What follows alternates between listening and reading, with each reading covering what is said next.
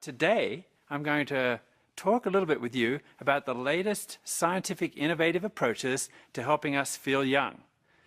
Now, when we're talking about feeling young, it really starts with cellular energy and cellular purification. So let's talk a little bit about that science today and about the ageLOC approach as well. Now, first of all, who's interested in aging? I know you are, but are there other people that are interested in aging and feeling young? Sure there are. In fact, in Europe, by 2050, the population of people over 65 will double. Well, there are a lot of people that are on their way to 65, so you don't have to turn 65 before you're interested in feeling younger, right? So let's talk a little bit about the Nu Skin approach to anti-aging science. Now, in general, in science, the scientists are interested in aging, but they look at it from a descriptive biology approach. And really what that means is that they're studying all the things about aging, but not really with the view of trying to change things or help you feel better about it. So, for example, they're describing aging. They're really telling you things that you already know. I don't remember things as well as I did before. I don't have the energy that I had before. And even that my skin doesn't look as nice as it was before. At Nu Skin, our approach, the ageLOC approach, is simply targeting the sources of aging. That means we go right to the source, rather than looking at the outside, the signs and symptoms.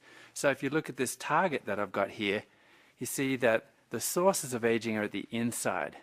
To understand aging and how we can change it and help you feel younger, we need to go to the sources of aging, not just describe what's happening in the signs and symptoms level.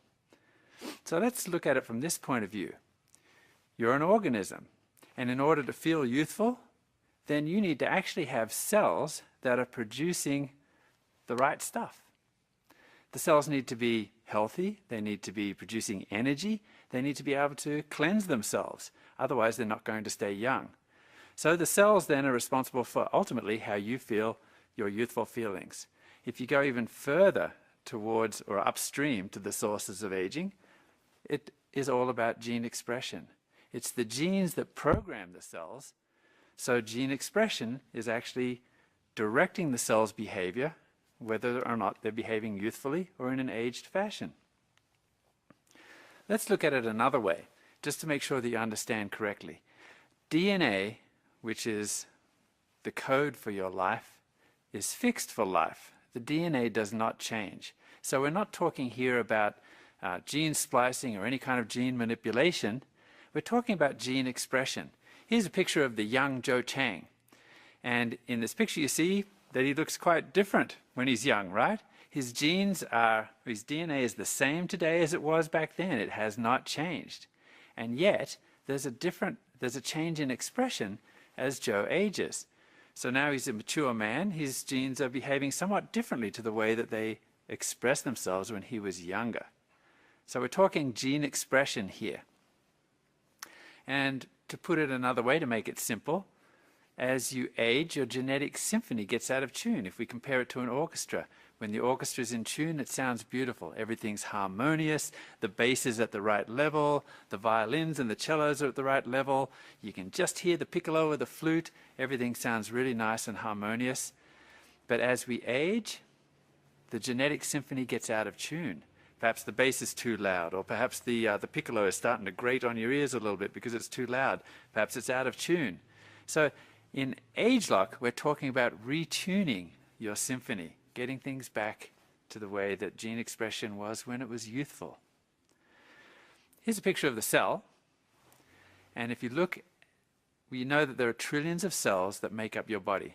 And as you go into the center of each cell, you see that little gray area there. That's the nucleus. And inside the nucleus, you see we have all of those chromosomes. The chromosomes, and we'll talk more about them later, are really simply the packing for the DNA. And as you unravel that DNA, you can see that there are long strands. And along those strands, it's divided into sections called genes. So here in this cartoon that I have, there are 4 genes depicted, different colors. Now, genes are simply recipe books. Each gene is a recipe for a gene product, usually a protein. And you can see that there are 2 genes here. One's producing a little bit of a short protein. The other one's producing a lot of a longer protein. Let's call it a structural protein like collagen. Let's look in more detail. Here's gene 1, and in youthful gene expression, it's just producing a little bit of this little protein here. That's normal gene expression for a youthful individual. Gene 2, however, the cookbook is wide open and it's producing a lot of this longer protein, this structural protein. That's the youthful gene expression pattern. If we look at what happens during aging, the gene has not changed. The DNA remains the same. The cookbook is still there, but now things start to change a little as you age. In aging gene expression, gene 1, instead of just producing a little bit of the protein end product, is producing a lot. Gene 2, which normally should be producing a lot, is now producing a lot less. So that's gene expression as opposed to actually the gene itself or the DNA. Now if we were to express this sort of in a scale of green to red, then gene 1 is just in the green there, right? Not producing very much, but as it ages, it shifts over into the red zone, it's producing a lot. If you look at gene 2, it's over in the red zone in the youth. That's where it's supposed to be. But as you age, somehow, for some reason, the cookbook starts to close. Now we're expressing in the green zone. We're going to go back to that green-red type of depiction later. That's called a heat map. So that'll help you to understand the heat map when we read it. So how big is the DNA? How much information is there? This is important to know because I've just talked about 2 genes and how they might change as we age, but there are a lot more than 2 genes in the human body. The structure and the size of DNA is mind-boggling, especially when you consider that it's in every single cell of the human body. So here's some DNA here, and let's look at its secondary structure, which is this coil, like a twisted ladder. And then you get into this tertiary structure where it's wrapped around these proteins. And as you look even closer, as you zero in, there's another quaternary folding, or the 4th level of folding of that DNA, because there's so much of it that if you don't look after it in the cell and pack it in a systematic way, it's just going to end up being a bird's nest.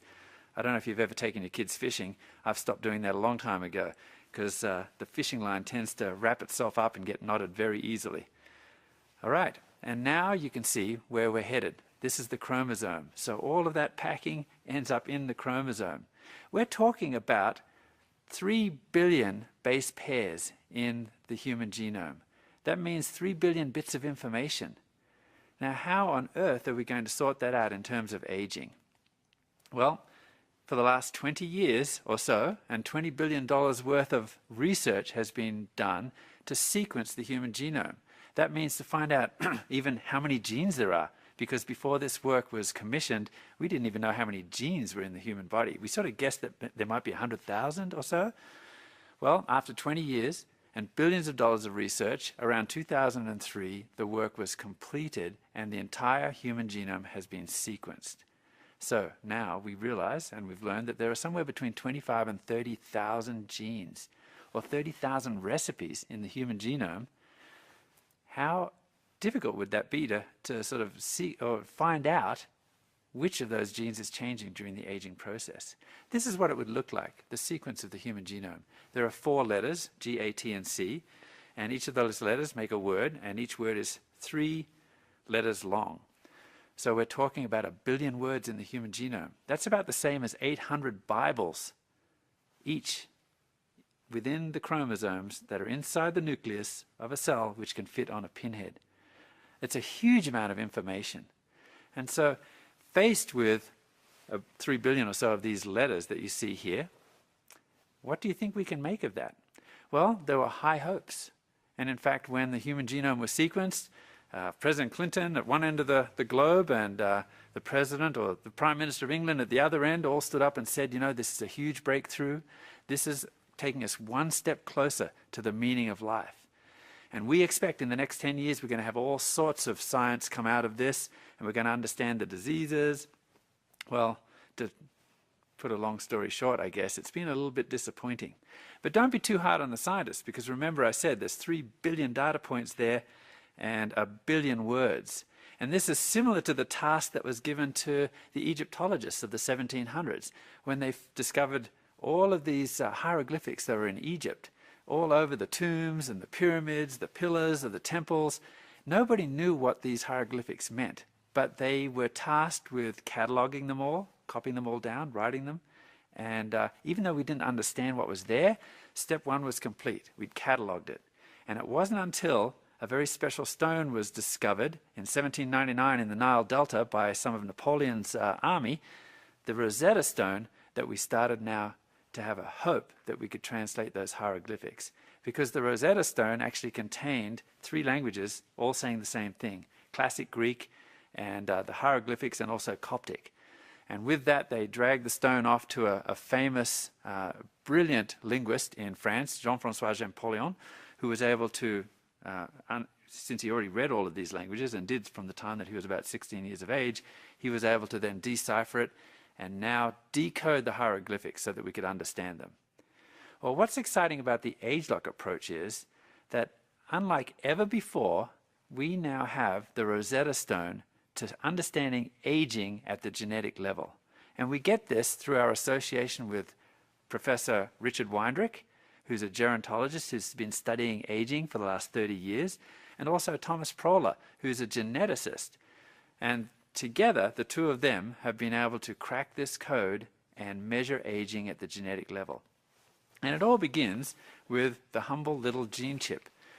Thomas Proler came to Richard Weindrich and said, with your knowledge of aging and the work that you've been doing to look at the sources of aging, and with this technology, the gene chip, which can measure the expression of all 25,000 or 30,000 genes in the human genome, we may be able to understand aging at the genetic level. So this chip is actually able to, with a sample from any biological organism, measure the gene expression levels of every single gene. That means we get where they are on that slide. Is it green or is it red for all 25,000 genes? Now imagine if you compare that to different biological states, old and young, and then subtract the differences and find out which genes are changing as you age in their level of expression. Now you have the way to crack the code at the genetic level. You can basically have a Rosetta Stone for aging at the genome level. And that's the work that they've been doing for many years, and now, as you are probably well aware, we've acquired LifeGen. So all of their patents, all of their knowledge, the database that they have, is now part of Nu Skin's intellectual property. That gives us a real edge at targeting the sources of aging, the ageLOC approach. So here's a heat map. And now you understand it, right? Here we have genes that are young, and you can see the gene expression levels that have changed as you become old. I think I've explained this a little earlier. The goal then is to reactivate, or to find out what sort of a strategy, what kind of ingredients can reactivate those old genes so that they're expressing themselves so that they're youthful again. Here's an example. You have now the old and the young pattern, screening for ingredients. And you can see here that ingredient 4 has actually reactivated the old gene expression so that it looks much more like that of the younger gene expression pattern. This is something that nobody's ever been able to do before ageLOC. It's important to know that we have this gene expression data bank. Now, I told you before how immense, how huge the level of data is in the human genome. So as you do each experiment, you're generating millions of data points. We have been, or LifeGen has been accumulating over the last many years, all of the information that they've gathered from looking at different tissues, different species, and different states of life, young versus old, different ingredients, different nutritional regimens. All of that information has gone into this database. Just to give you an example of the kind of data that's generated, in this simple experiment alone, there are 30,000 genes per genome, as I mentioned. And in this simple experiment, 5 individuals were tested with various ingredients. 7 biological conditions, young and old, plus 5 ingredients. So this adds up to about 10.5 million gene expression data points. So you can see that this quickly starts to accumulate. This is information that we have that helps us to access understanding aging at the genetic level. This is our ageLOC tool. Now, I've spent a bit of time explaining this to you because I need you to understand that ageLOC is not just one approach or one product. It's a whole approach to looking at aging at the sources and not just the signs and the symptoms. So using this ageLOC tool, now we're able to go and to investigate aging and see what we can do about it. So again, I mentioned before, youthful feeling is very much related to how productive your cells are and how youthful they're expressing themselves. And those cells, in terms of their energy production and how they're able to cleanse themselves, are also very much dependent upon how the genes are expressing themselves. That's targeting the sources of aging. Now, if we want to feel youthful again, then we should start to look at the machinery that provides energy for the cell and for the human body. The mitochondria are the nuclear power plants of the cell, if you will. Those are the little organelles within the cell that are able to combine oxygen and sugar or some sort of energy source into energy, into the chemical energy of the body, which is ATP. We know from all of the research that's been done that mitochondrial activity does decline with age. So you see here in this graph approximately a 40% reduction in efficiency of the mitochondria by the time you're about 60. So, this is not a sudden decline, but it's a gradual decline as you age. So it seems very logical then that we should first examine which genes are responsible for building and maintaining the mitochondria in the body. So let's go to the nucleus and find that out. And using the ageLOC tool, we could determine which genes are involved in energy production and maintenance. The next thing that happens with aging, and it's closely related as I'll explain later, is that cellular cleansing declines with age. It declines with age as well. That means that we have, as cellular energy goes down, we also have an increase or a toxic buildup of those things that are not healthy for the cell, that the cell needs to get rid of. Looking at it another way, if you see the blue cylinder on the left, let's just say that that's a barrel that contains the cellular purification system. And that's the capacity of the cell to keep itself clean and to renew itself. And then you look to the right and you see that there are toxins that cause the cell to age, damage the proteins and things like that. Some are external toxins like the pollution, the air that we breathe, maybe it's sun exposure, things like that that damage the cell or cause it to age, cause the proteins to age. And then you've got internal toxins as well. These are just the results of our metabolic processes. It's sort of like the metabolic exhaust that we produce, some of it from the mitochondria. And in the youthful cell, then we have more than enough capacity for the cell to cleanse itself and to keep itself renewed. Now, as we age, the aging cell is a different story.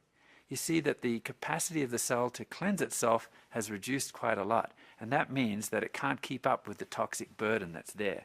That is the picture of an aging cell or an aged cell that we need to change.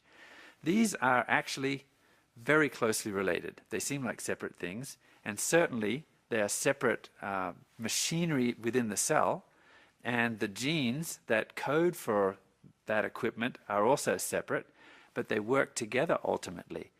Because as cellular energy declines, then the ability of the cell to purify itself also declines. And as that happens, it affects cellular energy because things get sort of gummed up in the cell. So you get this downward spiral. It's a 1-2 punch of aging. And that affects your ability to feel young. And put it a really simple way, if you don't have any energy, you can't clean, right? It's just like a vacuum cleaner that you can no longer plug into the wall. It becomes a lot harder. And then before you know it, you're tripping over all the junk. So we have targeted those genes that are involved in cellular energy, a youth gene cluster, we'll call it, and cellular purification, a separate youth gene cluster. And you can see that as we age, because we have found those genes that change during the aging process, then we can target those and try to reactivate them. And that's what the ageLOC tool is all about. Targeting those genes and then reactivating them so that we can have that youthful feeling again. So in summary then, we've got an approach where we target the sources of aging. That's what ageLOC is. And our association with LifeGen Technologies, our database, all of that information that we have on being able to interpret the genome at the aging level, or in other words, measure aging at the genetic level, has enabled us to have a whole new innovative approach at targeting the sources of aging and doing something about it. In this case, we've targeted two systems inside the body, cellular energy and cellular purification, that I've shared with you are intricately connected. And the cellular energy helps us to feel recharged. The cellular purification helps us to feel refreshed. Now these work together, as I mentioned, right? So cellular energy in a youthful cycle actually is a positive thing for cellular purification. And cellular purification is a positive sort of a feedback for energy production, helping with the recharged and the refreshed feeling of youth. So the science then in a nutshell is identifying and targeting, then reactivating the youth gene clusters related to cellular energy production and cellular oxidative protection and cleansing.